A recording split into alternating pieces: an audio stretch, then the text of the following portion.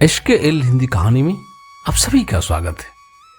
मित्रों नमस्कार, मैं श्याम। आज फिर मैं एक नई कहानी के साथ उपस्थित हूं। कहानी का शीर्षक है सच्चा हीरा। मित्रों, यदि अभी तक मेरे चैनल को आप सब्सक्राइब नहीं किए हैं तो प्लीज सब्सक्राइब कर दें। तो चलिए आपको हम कहानी की तरफ ले चलते हैं। सूर्य अस्त हो रहा था। पक्षी चहचहाते हुए अपने अपने घोंसले की ओर जा रहे थे। गांव की 4 स्त्रियां पानी लेने के लिए घड़े लेकर कुएं पर पहुंची। पानी भरकर वे कुएं की पक्की जगत पर बैठ गई और आपस में इधर उधर की बातें करने लगी। बातचीत करते करते बात बेटों पर जा पहुंची। उनमें से सबसे अधिक उम्र की स्त्री ने अपने बेटे के बारे में बताना शुरू किया। वह बोली, भगवान सबको मेरे बेटे जैसा बेटा दे। मेरा बेटा लाखों में एक है, लाखों में। उसका कंठ बहुत मधुर है। वह बहुत अच्छा गाता है। उसके गीत सुनकर कोयल और मैना भी चुप हो जाती है। लोग उसका गीत बहुत चाव से सुनते हैं। उसकी बात सुनकर दूसरी स्त्री का मन हुआ कि वह भी अपने बेटे की प्रशंसा करे।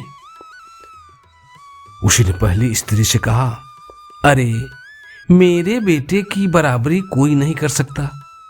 वह बहुत शक्तिशाली और बहादुर है।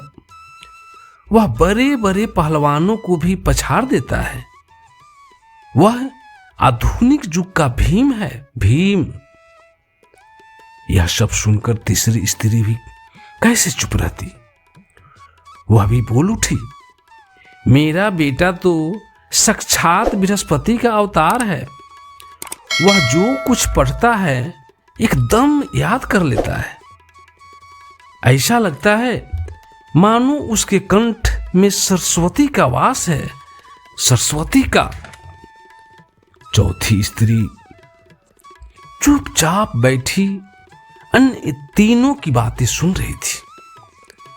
उसने अपने बेटे की प्रशंसा में कोई बात नहीं कही। इस पर पहली स्त्री ने उसे टोकते हुए कहा, क्यों बहन, तुम क्यों चुप हो? तुम भी तो अपने बेटे के बारे में कुछ बताओ। चौथी स्त्री बड़े ही सहज भाव से बोली, मैं अपने बेटे की प्रशंसा क्या करूं? वह न गंधर्व सा गायक है, न भीम सा बलवान और न ही बृहस्पति सा बुद्धिमान। कुछ समय बाद जब वे घड़े सिर पर रखकर लौट रही थी तो उन्हें किसी का मधुर स्वर सुनाई दिया। गीत सुनकर पहली स्त्री बोली, अरे सुनो, मेरा हीरा गा रहा है। तुम लोगों ने सुना? उसका कंठ कितना मधुर है। वह लड़का गीत गाता हुआ उनके सामने से निकल गया। उसने अपनी मां की ओर कोई ध्यान नहीं दिया। इतने में दूसरी स्त्री का बेटा भी उधर आता दिखाई दिया। वह उसे देखकर गर्व से बोली, देखो, वह मेरा लाडला बेटा आ रहा है। शक्ति और सामर्थ्य में इसकी बराबरी कौन कर सकता है? वह यह कही रही थी कि उसका बेटा भी उसकी ओर ध्यान दिए बिना ही निकल गया। वे कुछ और आगे बढ़ी तो एकाएक तीसरी स्त्री का बेटा भी संस्कृत के श्लोकों का पाठ करता हुआ उधर से निकला। उसके उच्चारण से ऐसा लग रहा था मानो उसके कंठ में साक्षात सरस्वती विराजमान हो। तीसरी स्त्री ने गदगद स्वर में कहा, देखो, यही है मेरे गोद का हीरा। इसे कौन बृहस्पति का अवतार नहीं कहेगा? लेकिन उसका बेटा भी अपनी मां की ओर देखे बिना आगे बढ़ गया। वह अभी थोड़ी ही दूर गया था कि अचानक चौथी स्त्री का बेटा भी उधर आ निकला। वह देखने में बहुत सीधा साधा और सरल प्रकृति का लग रहा था।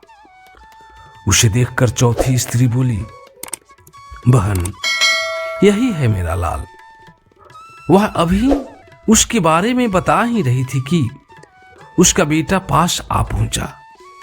अपनी मां को देखकर वह रुक गया और बोला, मां, लाओ मैं तुम्हारा घर पहुंचा दूं।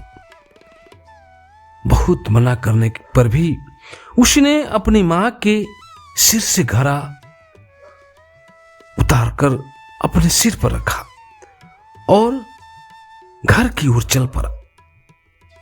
अन्य तीनों स्त्रियां बहुत आश्चर्य से चौथी स्त्री के बेटे को देखती रही। एक बूढ़ी स्त्री जो बहुत देर से इन चारों स्त्रियों के पीछे चलती हुई उनकी बातें सुन रही थी, पास आकर बोली, देखती क्या हो, यही सच्चा हीरा है, सच्चा हीरा। तो मित्रों, इस प्रकार इस कहानी का अंत होता है। यदि यह कहानी आपको अच्छी लगी हो तो कृपया इसे लाइक करें एवं चैनल को सब्सक्राइब करें। धन्यवाद मित्रों, धन्यवाद।